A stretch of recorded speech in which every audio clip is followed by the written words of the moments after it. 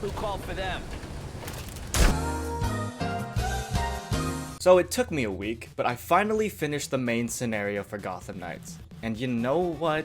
It was fun. I had a great time. And before you ready your comment to yell at me, dude, if it matters to you that much that someone enjoyed this game, this video is not for you. You can just go, man. This is the door. I'm letting you out. And also, I'm in Arkham shill too, alright? I defended Gotham Knight when it came out, and people thought that game was bad because it wasn't as good as Arkham City or something like that. I remember that. I was in those trenches. And I'll go out on the record and say, yeah, the Arkham series, all 3 games, are still better than this game. That doesn't mean Gotham Knights wasn't fun though. This game is nowhere near perfect. And honestly, if I'm being actually critical about this game, it's closer to bad than good. But we've been playing bad video games since the dawn of time and still enjoying them. So why can't this be any different? And I feel like that's why this game gets a bad rep. It's for all of the wrong reasons. This isn't an Arkham game, so you shouldn't look at it as one. This is something else entirely. If you play this game and look at it through the proper lens, and you're a big fan of these characters, you'll have a great time with this game. So this might be a review, or like a defense, or maybe a combination of the two. I don't know. But these are just my thoughts and my experiences with the game. And I hope it helps you decide if you want to get the game, maybe wait for it on sale, or confirm that you really don't want to play this game. Before I get started, I want to get this out of the gate one more time. This is not an Arkham game. It has some glaring similarities, and even at times it plays homage to its predecessor. But the game is different, and as such, you should not view it as one. If you want to chase that feeling you had when you played the Arkham series, this game is not for you. So keep your eyes open, because this is not an Arkham story. It's not even a Batman story. This is something else entirely different. When you start the game, you get the choice to play between one of its 4 main heroes: Nightwing, Robin, Batgirl, and Red Hood. Each has their own strengths and weaknesses along with their own story sections, but I'll get into that later. Now, since I was little, my favorite superhero has always been Nightwing. So that's who I chose. And I'm not gonna lie, a big reason why I wanted to play this game was because this was the first time I could play as Nightwing in a game where he's kind of the star. So, after you choose, you get thrusted into the first mission, where you get a sense of the gameplay and abilities. You get a detective vision, which I feel like is a staple in every superhero game now for some reason. You get to grapple around a few times, and then you get to the first combat encounter. Now this is where the game really becomes its own thing. It's important to note that this game is an RPG with heavy RPG mechanics, including leveling, equipment, and equipment upgrades. Now, I know that this was one of the biggest reasons why this was a turnoff for so many people, but I don't know why the concept of RPG mechanics has become so demonized. I think what really matters is if the game is a good RPG, and if it's fun to play. So, is it a fun RPG? Well, it's certainly not bad. I know, I'm not exactly making the best case for this game. But I promise you, it's definitely fun if you're into this sort of game. And even if you're on the fence about it, I still believe you can have a fun time with this game. Now, let's start with the combat. Each character has its own unique weapon. Nightwing has his eskrima sticks, Robin has his bow staff, Red Hood has his dual pistols, and Batgirl has a tonfa. Tonfa? Tonfa. I did not know that had a proper name other than baton until I played this game. I'm gonna be 100% honest. I will admit, the combat in this game is odd. When I first started playing the game, I, like many others, noticed the speed at which combat flows. Attacks felt slow and floaty with little to no impact. I even wondered if I could attack faster with other characters. And while I found that Robin had the fastest attacks, it still felt somewhat sluggish, and I was immediately put off by this. But then, after you complete the first mission of the game, you gain access to a series of training tutorials that teach you the different mechanics, and it is there that you realize that the combat is intentionally this way. The game has a feature called Perfect Strikes. If you time when you press the attack button just before hitting, the attack does more damage, and it feels so satisfying when you get the rhythm down. The game tells you when you've achieved a perfect strike by rumbling your controller a bit, and the sound of the attack gets an extra kick. It's clear that the devs wanted to incentivize not spamming one button, and that goes further with the rest of the ways you attack in this game. Each character gets their own ranged weapon. Of course, Red Hood has his guns, Nightwing gets darts, Batgirl gets batarangs, and Robin gets, a slingshot. Let me have that. Go to your room, I think, or do whatever you want. But along with those weapons, each character has abilities that can help them with different styles of combat. I didn't get too much time with Robin or Red Hood, but I did spend some time with Nightwing and Batgirl. And when it came to playing as Nightwing, this is where I kinda got a little disappointed. Nightwing's playstyle didn't stick with me for very long. His moveset felt very average to me. It seemed to me like he was just kinda good at everything and not really good at one thing. His starting abilities, which were a single target hop onto an enemy, and an attack where he causes the ground to erupt and basically shove an earthquake into an enemy, didn't feel that satisfying. After around the second or third mission, I switched to Batgirl, and immediately I liked her playstyle much more. Batgirl has great single target focused attacks and can move pretty quickly. Her first ability is called Beatdown, which is reminiscent of the Arkham move where after you stun an enemy, Batman just wails on a guy. And she also gets this crowd control ability where she throws down a bunch of batarangs, both of which are super fun to use. And it's in mixing normal attacks with ranged attacks and abilities that the game creates a combat system that's pretty fun to play. It is so satisfying when you mix a light attack and a heavy attack to break an enemy's guard, and then finish them off with an ability, to then continue your flow with a ranged attack that hits a second enemy far away. But while I did have a lot of fun, I will mention that there are a few gaps in the combat which had me a little frustrated. While your abilities do a lot of damage, they could be easily interrupted by the smallest things. Some of these animations are far too long, and leave you open to get slapped across the face. And sometimes I'd be in a perfect position to use my beatdown ability, but for some reason due to a block because the enemy is going through an animation or something, it wouldn't let me carry out the rest of the ability. So I'd waste a momentum bar for nothing. Being interrupted is way too easy in this game, and it left me frustrated for quite a bit. Alongside with that, enemies sometimes are just huge damage sponges, and it got really annoying very fast. Enemies could take several combos to defeat. Meanwhile, you have like 3 different guys with guns mowing you down, so you can't even finish your combos. This kind of combat works in a game like Arkham or Spider-Man because you move so quickly, enemies are easy to take down. So you never feel overwhelmed. But there were times in this game where it felt like I'd have to fight a damage sponge, and to make matters worse, the game would just throw multiple ranged enemies at me to make it challenging but unrewarding. It also sucks because when you raise the difficulty, enemies just don't become harder because their AI is better. They become harder because they're just bigger damage sponges. And this is especially prevalent with bosses. Since this is an RPG, bosses can take quite a while because they have such high health. I got especially fucked on my first real boss, Mr. Freeze, because at the time, I was using a cryotonfa to which he was immune with. I beat him, but I swear it took like 15 to 20 minutes, and I was playing on normal, and I was like 4 levels higher than him. Honestly, this is a problem with most action RPGs, not just Gotham Knights, but it just felt especially awful here. Speaking of equipment though, the equipment in this game feels sporadic. Whenever you're in Gotham and you do anything, either get a blueprint to craft new equipment, or just new equipment in your inventory. Equipment is based in 3 parts: your suit, your melee weapon, and your ranged weapon. I'll get into suits in a second because there's a little bit more to them, but weapons are straightforward. You're just trying to make the weapon with the best stats, which gets super boring really fast. The game does try to give you an incentive to make multiple weapons since different enemies are vulnerable to different types of damages, which I did have a lot of fun trying to figure out, but it doesn't take very long for crafting to get super repetitive. You're also basically using different gear every time you level up, which is honestly after every 1 or 2 nights. Oh, there are also mods that you can add to your suits and weapons, but you're basically just using the best one you get in the field, so there's nothing special. This is definitely where I can feel like the game is overwhelming to a lot of people, and a big draw away from the game, and I don't blame them. And while I did feel like it was annoying, I was never actively pushed away from it, but that was just me.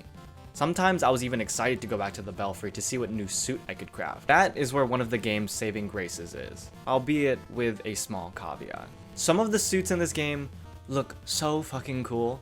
And yeah, there are ugly suits, but regardless, they are all so well detailed, and you can tell the texture and design team really popped off here. The best part is, even if you don't like the way a suit comes, each suit comes with 3 different cowls, symbols, gloves, and boots that you can pick from, along with a variety of different color sets. It's insane, and the attention to detail on each part really shows that the dev team cared. And if you don't like the suit in general, you can always transmog the suit you are using. But, of course, this comes with its caveats.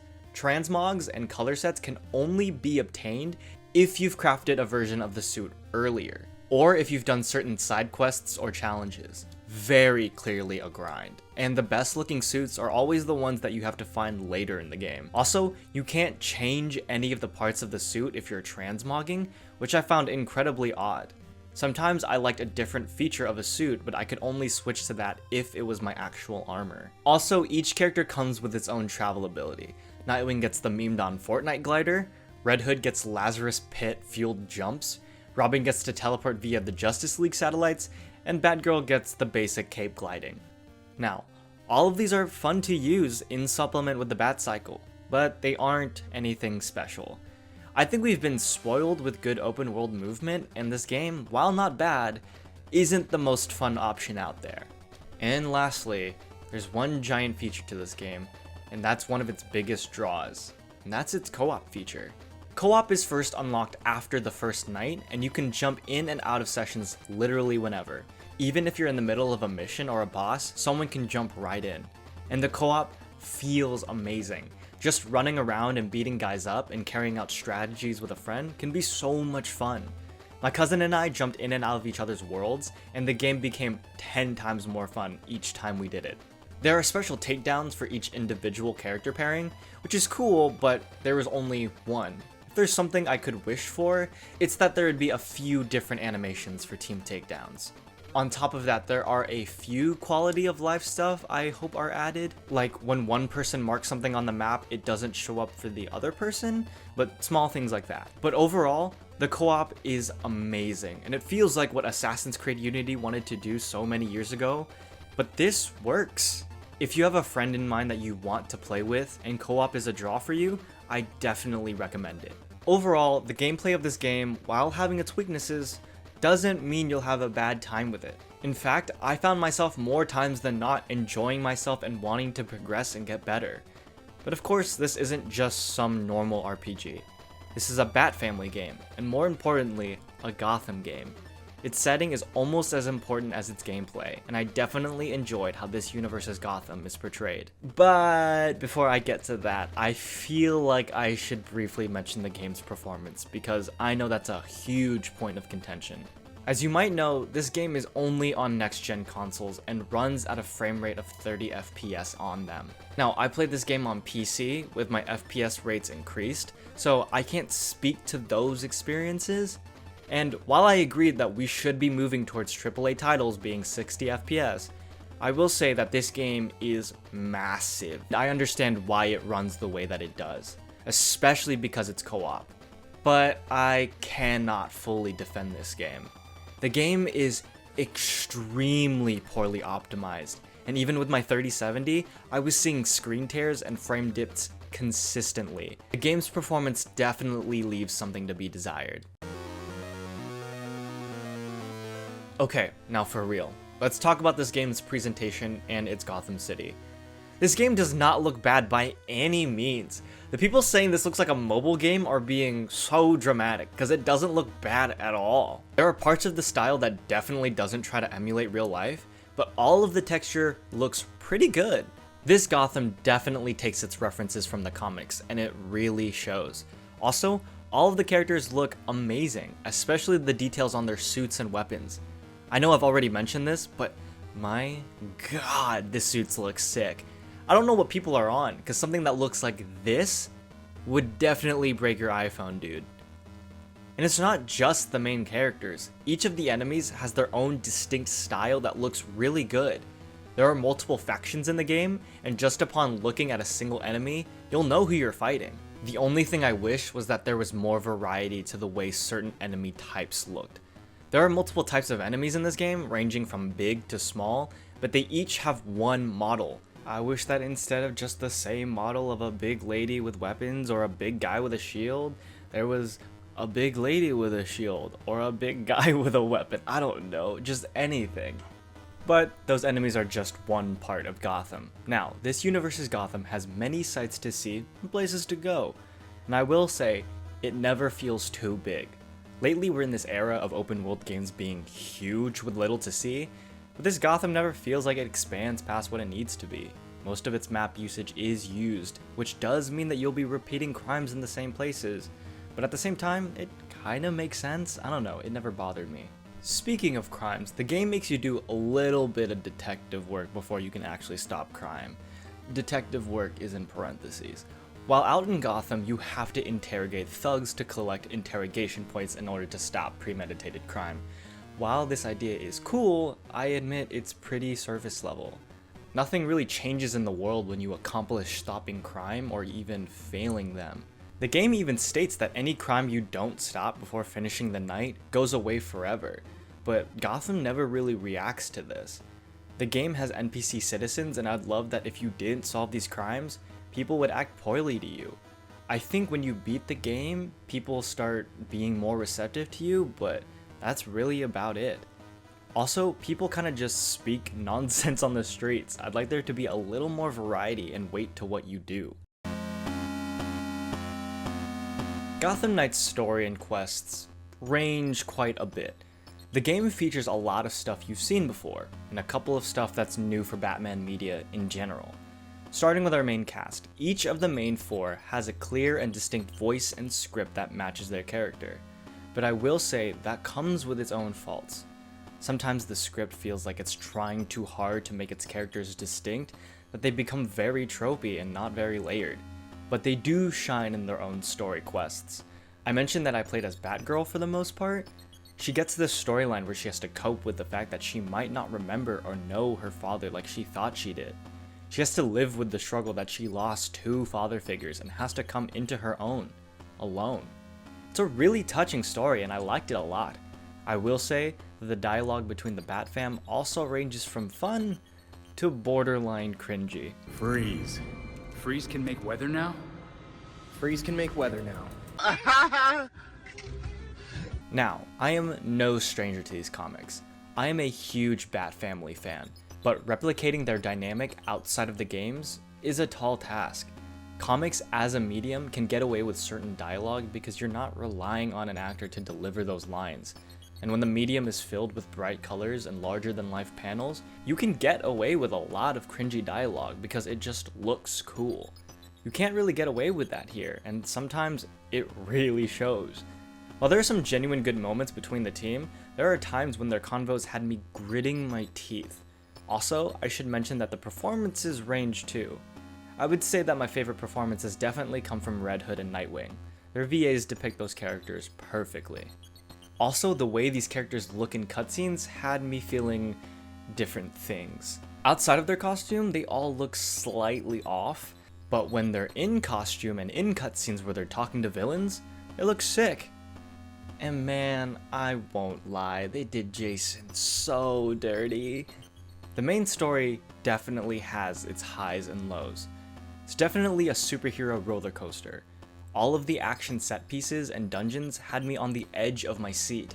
They even pulled off the Court of Owls labyrinth from the comics, which I've been dying to see in anything outside of the comics. And it was so cool. Definitely the coolest thing about this game is the Court of Owls. They depicted the Court of Owls in this game perfectly. And as much as I like the Batman vs. Robin movie, it didn't really show off the Court of Owls that well. Here, you really get the sense that this was something so immensely powerful, even Batman couldn't find them. It was almost good enough to keep me from being upset that every reveal in this game is so predictable. Now, I'm not someone who says that a reveal is only good if it's surprising, but that being said, it doesn't have good qualities of a good reveal either. I'll be getting into spoilers here, so if you don't want to see these, skip here. I'm sorry, but the second I saw the voice of the owls, I was like, that's Bruce's uncle, isn't it? So when that reveal happened, I was literally distracting myself by looking at the set pieces, because oh boy, that entire set piece was so cool. But the reveal was meh. And also, I think everyone and their mother knew Bruce wasn't gonna stay dead in this game, if he was at all. And as soon as I saw Ra's al Ghul was in this game, I was like, yeah, Bruce is going into a Lazarus pit. But I will say, when he was revealed, I was intrigued by how they would deal with him. As someone who loves the Bat family, I was terrified that they were going to do them dirty and just have them become Batman's lackeys again. But lo and behold, they actually took him out of the story again. The Bat family deserves their own credit. I feel like everyone who doesn't read the comics thinks the Bat family is just a side piece to Bruce's story, and this game suffers from that a bit. But it's like, no, they are all extremely talented, and each of them can do something better than Bruce can. Like, what makes the members of the Bat family so special is that they are each able to accomplish something Batman can't. Dick is supposed to be a symbol of hope, not just to normal people, but the Bat family and the DC universe as a whole. There is literally a panel where Superman says that Dick Grayson is the universal constant, and that when superheroes see Dick Grayson, that's what gives them hope. And Oracle isn't just the intel person of the Bat family, she's literally the best hacker in the DC universe. She's the go-to person for every superhero when they need someone to hack into something or retrieve information from a computer network. Tim is said to be the best detective out of all of them, and the smartest one out of all of the Bat family, rivaling even Bruce at such a young age. And Red Hood exists to do the dirty work that even Batman can't. Jason can go to places and do things that Bruce feels like Batman can't, just because he's a public figure. I'm like 90% sure these members in the comics don't even work solely out of Gotham anymore. And that's what made me really excited, and so many other people excited about this game. This is really the first piece of media outside of the comics that focuses on these characters, who deserve their own spotlight outside of Batman. Each of these characters have their own fan bases and people who love them, and they deserve to be acknowledged as their own characters. So, if you're one of those people who really want to play this game because of these characters, do it! This game's for you, and don't listen to anyone otherwise. And honestly, could this game be better? Yeah! But since when did we think that bad video games aren't fun? We've been playing bad but fun video games since like the dawn of time. Dude, I guarantee you've played bad video games and enjoyed them. This is no different. The dick around ability in this game is insane. I love it. Just make your own fun. And I'm not saying you need to turn off your brain to enjoy this game, but I'm saying there is a difference between a bad game that's not fun and a bad game that's still fun to play. I played Avengers. That was a bad game and it was boring. And yeah, I am kind of biased, and if this were like any other Western RPG, this would feel like the biggest blue balls in the world. But I still had fun with it, and you can too. Just make your own fun. I promise you, if this game was made for you like I described, you're gonna have tons of fun with it. To wrap it up, this is not a game I'd recommend to everyone. But this is a game I'd recommend if you like these characters and if you're looking for your daily dose of Gotham material.